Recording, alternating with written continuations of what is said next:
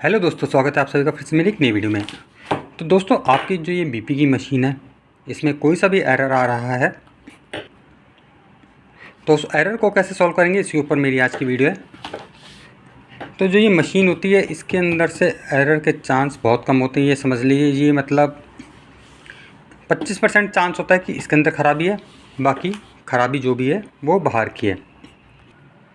तो इसमें जो कुछ एरर हैं वो हमारी गलतियों की वजह से आते हैं कि हम इस कफ को सही नहीं लगा रहे या हमारी हाथ की पोजीशन सही नहीं है। जैसा कि मैं आपको एक बार बता देता हूँ, कई बार बीपी लेते समय हम इस पाइप का ध्यान नहीं रखते। ये पाइप इस तरह से मुड़ा तुड़ा होता है और हम अपनी ये बीपी की मशीन को स्टार्ट कर देते हैं और वो एरर दिखाने लगती है। और दूसरा एरर आने का कारण एक ये भी होता है कि हमारी जो ये बाजू की पोजीशन है ये सही नहीं होती। कई बार क्या करते हैं लोग, जो ये वाला पाइप है इसको इस डायरेक्शन में हो, यहाँ पे हो या यहाँ पे हो, वो सिर्फ पट्टा लगाने से मतलब रखते हैं और दूसरी चीज़ से कोई मतलब नहीं होता। तो उस कारण भी आपका एरर आ जाता है। और जो ये कफ का जो ये चेपी है, इसको भी कई बार आप हल्के से छोड़ देंगे लगा हुआ तो भी आपका एरर आ सकता है। तो इसको भी थोड़ा अच्छी तरह से लगाइए। और जो ये कफ की जो पोजीशन है, मतलब उसको ना तो बहुत टाइट भी करें ना बहुत लूज़, जितना मतलब आराम से आपका बाजू में आपने लगाया इतना ही ये काफ़ी है। एरर आने का एक कारण ये भी होता है कि सर्दियों के टाइम में आपने कोई मोटे कपड़े पहन रखे हों बाजू में और आप उसके ऊपर से ये कफ लगा के अपना ये बीपी का मेज़रमेंट लेंगे, तो उस समय भी ये एरर दिखा सकता है या आपका बीपी सही नहीं आएगा। तो ये बात ध्यान रखिए कि अगर आपने कोई कपड़ा पहन रखा है तो कोई पतला सा हो बाजू पे और मोटा कपड़ा ना हो, क्योंकि उसकी वजह से आपका ये एरर आ सकता है। और बहुत सी बार ऐसा होता है, जो ये कफ की नली है या ये यहाँ पे जो ये नली लग रही है, ये नली यहाँ से कहीं से कट रही हो, यहाँ से कट रही हो या ये लूज़ हो, तो उस कंडीशन में भी एरर आता है। तो उसके लिए आप क्या करें, इसको हटा दें, नली को इस तरह से खिसकी निकल जाएगी और यहाँ से इसको काट लें, किसी भी कैंची या ब्लेड की हेल्प से इसको काट लें और वापस से लगा दें। तो उससे भी आपका, अगर इस नली की वजह से कोई एरर होगा तो वो नहीं आएगा। और एक यहाँ पे भी कई बार हम लोग इसको लूज़ छोड़ देते हैं, इसको हमने अच्छी तरह से प्रेस नहीं करेंगे, यहाँ पे सिर्फ ये हल्का सा ऐसे लगा के छोड़ दिया और बीपी लेना शुरू कर दिया, तो एरर आ सकता है।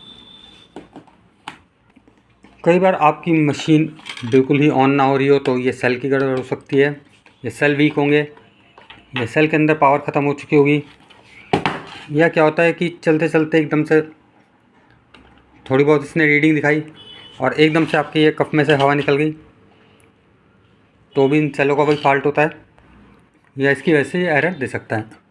तो कई बीबी की मशीन होती हैं जिसमें सेल और ये एडोप्टर ये दोनों के कनेक्शन होते हैं, किसी में खाली सेल के कनेक्शन होते हैं, केवल सेल से लगते हैं।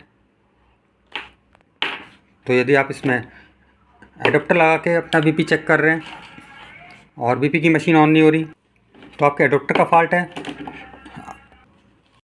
और इस बात का भी ध्यान रखें कि आप जब बीपी चेक कर रहे हैं, आपके हाथ के नीचे कुछ ना कुछ सपोर्ट होना चाहिए। जैसे ये टेबल है, इसके ऊपर मेरा हाथ रखा हुआ है, आपने अपना हाथ हवा में रखा बिना किसी सपोर्ट के, तो हो सकता है बीपी का मेज़रमेंट सही नहीं आए या मशीन एरर दिखा दे।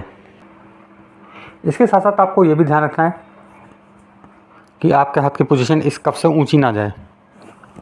ये देख रहे हैं, ये इस तरह की पोजीशन होगी तो भी आपकी ये बीपी की मशीन एरर दे सकती है। आपको इस हाथ की पोजीशन इस कप से नीचे ही रखनी है। और दोस्तों, कई बार ऐसा होता है कि बीपी लेते समय लोग ऐसे मुट्ठी बना लेते हैं और ये टाइट बंद कर ली, तो ये पोजीशन सही नहीं है। या बीपी लेते समय भैया आप अपने हाथ को यूं हिला रहे हैं, तो आप ये ब्लड डोनेट नहीं कर रहे हैं, आप बीपी चेक करा रहे हैं। इसकी पोजीशन केवल सीधी रखिए, मतलब अपने हाथ में कोई भी मूवमेंट नहीं करिए। और फॉल्ट में लास्ट में आता है ये कफ। ये कफ भी कई बार सही ढंग से काम नहीं कर रही हो तो उस समय भी ये मशीन एरर शो करेगी।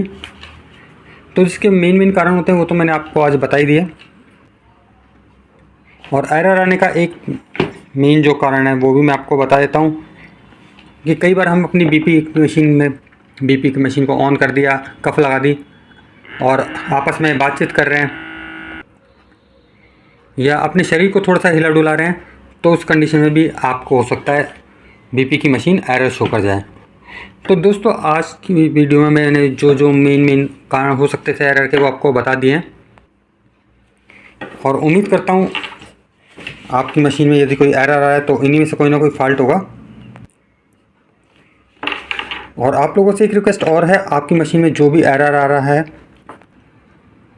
वो मेरे बताए हुए कारणों में से या किसी और कारण से आ रहा है और आपने उसका मतलब फॉल्ट फाइंडिंग कर लिए, तो प्लीज़ कमेंट में ज़रूर लिखें ताकि वीडियो देखने वाले लोगों को इस चीज़ का फ़ायदा हो सके।